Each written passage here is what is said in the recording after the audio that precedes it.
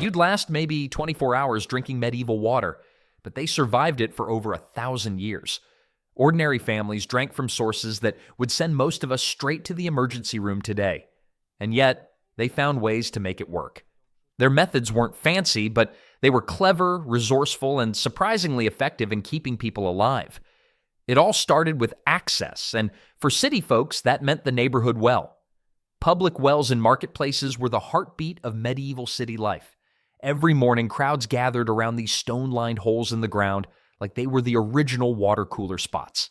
City planners had to get their well placement exactly right. One mistake, and the whole neighborhood could end up drinking liquid death. These wells had to be placed strategically. City planners knew that water flows downhill and pools in certain spots. The best wells were dug in courtyards where multiple families could share access, or right in the middle of busy marketplaces where everyone could keep an eye on them. Then you had the fancy option: conduits. These were stone fountains connected to natural springs through underground channels that stretched for miles. Rich neighborhoods got these first, obviously. The engineering was brilliant. They used gravity to push water through clay pipes, lead tubes, and even hollowed-out logs. But wait, it gets better. Some cities had rotating access rules for their shared fountains. Water time slots were stricter than medieval church attendance. Miss your turn and you'd be thirsty until next week. Monday mornings for the baker's family, Tuesday afternoons for the blacksmith. Miss your water time slot? Too bad, you're waiting until next week. Let's not forget about city monasteries, which were basically the medieval equivalent of gated communities with their own water parks. These religious communities built self-contained systems that were so advanced they made regular city folk jealous. Monks knew that clean water meant fewer sick people, and fewer sick people meant more work got done. Meanwhile, the wealthy districts had piping systems that would make modern plumbers weep with joy. Lead pipes carried water directly to houses, though nobody knew lead was slowly poisoning them. The rich folks paid premium prices for water delivery that was actually killing them faster than the poor people's well water. Professional well diggers were the rock stars of medieval infrastructure. These guys knew how to find underground water sources and could dig down 30 feet or more using nothing but shovels, buckets, and determination. A good well digger was worth more than a knight. Knights protected your land, but well diggers kept you alive. The biggest challenge was contamination. With thousands of people, horses, pigs, and chickens all living in close quarters, keeping water clean was like trying to stay dry in a rainstorm. Cities that figured out how to separate their water sources from their waste disposal systems thrived. But city dwellers weren't the only ones dealing with water problems. Clean natural springs were like finding treasure in medieval times, except the treasure was something you drank instead of spending. Villages guarded their springs better than they guarded their gold. You could replace stolen coins, but you couldn't replace a poisoned water source. Villages would build little stone walls around their springs to keep animals from wandering in and doing what animals do. The quality of spring water depended on how deep it came from and what kind of rock it traveled through. Limestone filtered water naturally, making it taste better and safer to drink. Rural people became experts at reading the landscape to find the best water sources. Of course, rainwater collection was the backup plan that smart rural families always had ready. Wooden barrels sat under roof gutters, collecting every drop that fell from the sky. Every raindrop was precious. Rural families celebrated storms like modern people celebrate payday. The first few minutes of rain would wash dirt and bird droppings off the roof, so experienced collectors would let that nasty water flow away first. But then there were rivers and creeks, the risky option that most rural people had to use anyway. The trick was knowing where to get water from the stream. Upstream was always better than downstream, especially if you knew what was happening further up the river. Nobody wanted to drink water that had already been through someone else's village and all their animals. Meanwhile, filtering became an art form out in the countryside. Cloth filters removed the obvious chunks of dirt and dead bugs. Sand and gravel filters were built in wooden boxes that water could flow through slowly. Rural families spent more time filtering their water than cooking their food. Clean water was harder to come by than a decent meal. Transportation was the real challenge. Water is heavy, about 8 pounds per gallon, and rural people often had to carry it long distances. Professional water carriers made a living bringing clean water from distant springs to rural communities. Water carriers were the lifeline between life and death for entire villages. No delivery meant no survival. In winter, things got creative. Frozen barrels could be loaded onto sleds and pulled across snow much easier than carrying liquid water over muddy ground. The ingenious part was building troughs and wooden channels to direct spring water downhill to where people lived. While rural folks had figured out where to find clean water, they still faced a massive logistical nightmare. Buckets on yokes were the medieval equivalent of having a personal trainer and a water delivery service all in one. Carrying water with a yoke meant your shoulders got stronger while your family stayed hydrated. Medieval multitasking at its finest. The art of walking with a yoke took practice. New carriers would spill half their water before making it home, leaving a trail behind them like a leaky garden hose. Children learned this skill early because water carrying was everyone's job, not just the adults. Then came handcarts with barrels, which revolutionized short-distance water transport. A good handcart could carry 6 barrels, which meant one trip instead of 12 separate bucket runs. Handcarts turned water collection from an all-day nightmare into a manageable morning chore. Animal-pulled wagons were the heavy-duty solution for rural areas where distances were long and loads were massive. Oxen were slower than horses, but stronger and more reliable. Horses were faster but more expensive to feed and more likely to go lame on rough roads. Choosing between oxen and horses for water transport was like choosing between reliability and speed. Except the wrong choice meant your family went thirsty. Professional water carriers built entire businesses around moving clean water from source to customer. These entrepreneurs knew every spring well and clean stream within a day's travel. Being a water carrier required the planning skills of a military general and the customer service abilities of a medieval salesperson. Winter transport created unique opportunities.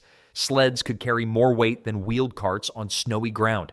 Some carriers would deliberately let their water freeze during transport, then deliver blocks of ice that customers could thaw at home. Medieval people accidentally discovered food safety principles while just trying to make their lives easier. The wealthy families who paid for daily deliveries from rural springs were essentially buying insurance against waterborne diseases. Delivery schedules became part of the social fabric of medieval communities. Water carrier arrival times were as important as church bells for organizing daily activities. Troughs and wooden channels represented the ultimate in water transport efficiency, letting gravity do all the work. Gravity-fed water systems were medieval engineering at its smartest.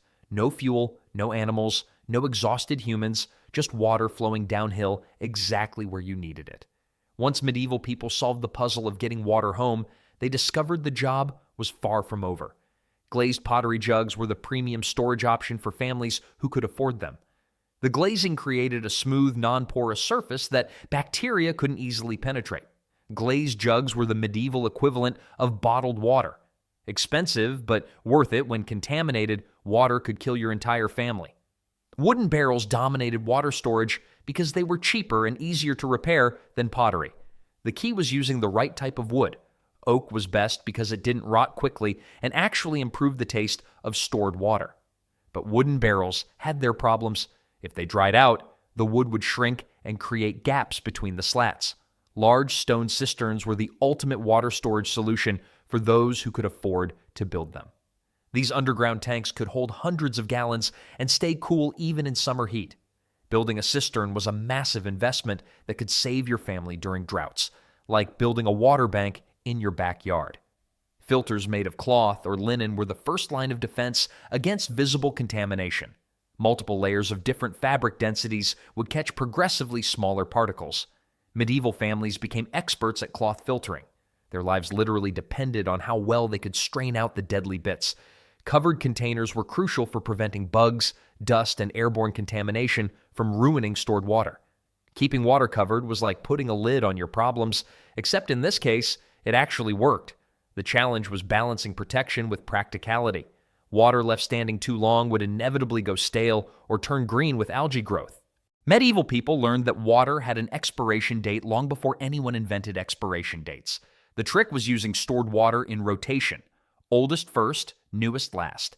Some families added small amounts of wine or vinegar to their stored water because the alcohol and acid helped prevent bacterial growth. Adding wine to water wasn't about getting tipsy, It was about not getting deadly sick from contaminated storage containers. Stone cisterns often developed their own ecosystems over time. Small fish or frogs might find their way in and actually help keep the water clean by eating mosquito larvae. Having fish in your drinking water sounds gross by modern standards, but it was actually a sign of healthy water in medieval times. Medieval families learned that even perfect storage couldn't solve every water crisis. Boiled water was the go-to solution when people suspected their water might be contaminated, but only if fuel was available and affordable. Boiling water meant burning precious fuel that could have cooked food. Medieval families had to choose between eating and drinking safely. Poor families often had to choose between cooking their food and sterilizing their water. Smart households would boil large quantities of water when fuel was available, then store the treated water in clean containers. It was batch processing before anyone knew what batch processing was. Medieval efficiency born from medieval necessity. Brewing weak beer, known as small beer, became the standard alternative to questionable water. The brewing process involved boiling water with grains and hops, which killed most harmful bacteria. Small beer kept medieval families hydrated and alive. It was the safest drink available, even for children and pregnant women. Children drank it, pregnant women drank it, and even monks drank it during their daily activities. It wasn't about getting drunk. It was about staying alive. The brewing process required some investment in equipment and ingredients, but most families could manage it. Adding herbs like mint or rosemary to questionable water served multiple purposes. The herbs masked unpleasant smells and tastes while providing some antimicrobial properties. Herbal water treatment was part medicine, part desperation. Anything that made contaminated water safer to drink was worth trying. The herbal treatment wasn't foolproof, but it was better than nothing. Traveling farther to find cleaner springs or rivers was the nuclear option when local water sources became completely unusable. Families would organize expeditions to distant water sources, sometimes walking for hours with empty containers. It was like going on a hiking trip, except instead of enjoying nature, you were desperately seeking something to drink. These water pilgrimages required careful planning. Groups would travel together for safety and to share the workload. The journey became a community event that brought neighbors together. Buying water from monasteries or mobile cellars was an option for those with money to spend. Monasteries sold water like liquid salvation, expensive but guaranteed to be cleaner than anything you could find locally.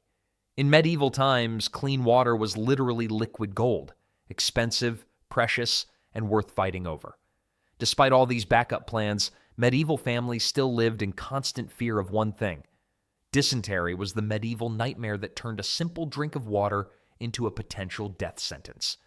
This bacterial infection attacked the digestive system with violent cramps, bloody diarrhea, and dehydration that could kill within days.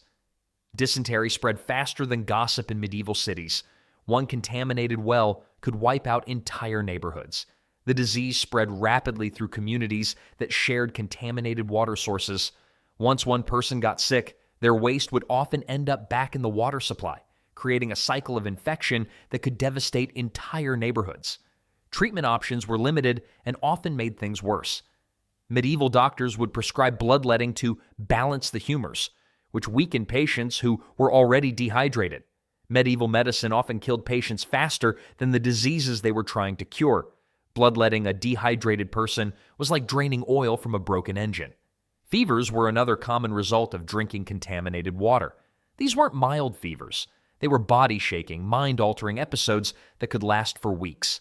Medieval fever victims would sometimes think they were being visited by angels or demons, when really they were just hallucinating from dehydration and bacterial toxins. The bloody flux was medieval terminology for any intestinal disease that caused blood in the stool. This catch-all term covered everything from mild bacterial infections to severe parasitic diseases. The bloody flux was a death sentence disguised as stomach trouble. What started as mild discomfort could end in the grave within days. Cities faced much higher risks than rural areas because of population density and pollution concentration. City water was basically a bacterial soup with a side of toxic chemicals. The proximity of cemeteries to water sources created additional contamination risks. Summer heat accelerated all these problems by providing ideal breeding conditions for bacteria and parasites. Summer was basically disease season in medieval times. The warm weather that made crops grow also made deadly bacteria flourish. Animal droppings and human waste were constant threats to shared water sources. Medieval people faced a daily gamble with every sip. Clean water meant another day of life. Contaminated water meant a painful death. The social inequality of water access meant that poor people suffered disproportionately from water-related diseases. Medieval water quality was directly tied to social class. The rich got springs, the poor got swamps. Most tragic was that children and elderly people died first and fastest from contaminated water. Medieval families would watch helplessly as their most vulnerable members succumbed to something as basic as a drink of water.